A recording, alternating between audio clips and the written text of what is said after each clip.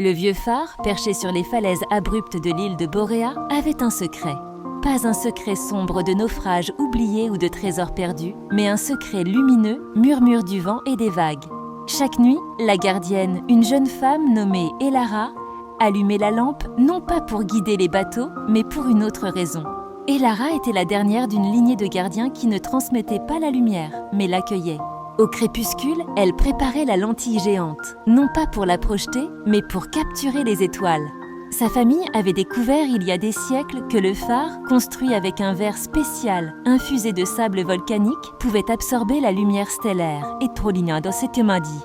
La Stockédot. Ce soir-là, une comète rare, la comète de l'aube, devait traverser le ciel. Sa lumière, dit-on, était la plus pure et la plus ancienne de l'univers.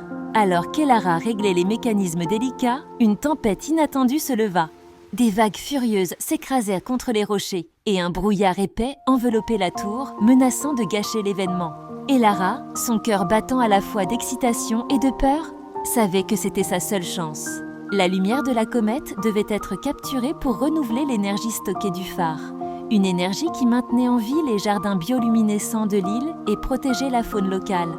Sans elle, l'île s'éteindrait lentement. Alors que le ciel s'ouvrait à peine pour révéler le passage de la comète, Elara comprit qu'elle devait agir. Elle retira les caches de la lentille et au lieu de projeter la lumière vers l'extérieur, elle la tourna vers le cœur du phare. Le faisceau de la comète traversa le brouillard comme un couteau et frappa la lentille. Il n'y eut pas d'explosion ni de flash éblouissant, juste un champ silencieux de lumière qui se propageait. Les murs de la tour s'illuminèrent d'un bleu profond et l'énergie de la comète se déversa dans les cristaux du phare.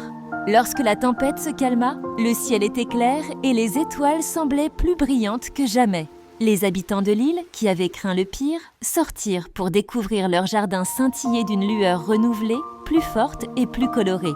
Et au sommet du phare, Elara sourit. Elle savait qu'elle n'avait pas simplement allumé une lumière. Elle avait accueilli la lumière des étoiles et en retour, elle avait donné la vie à son monde.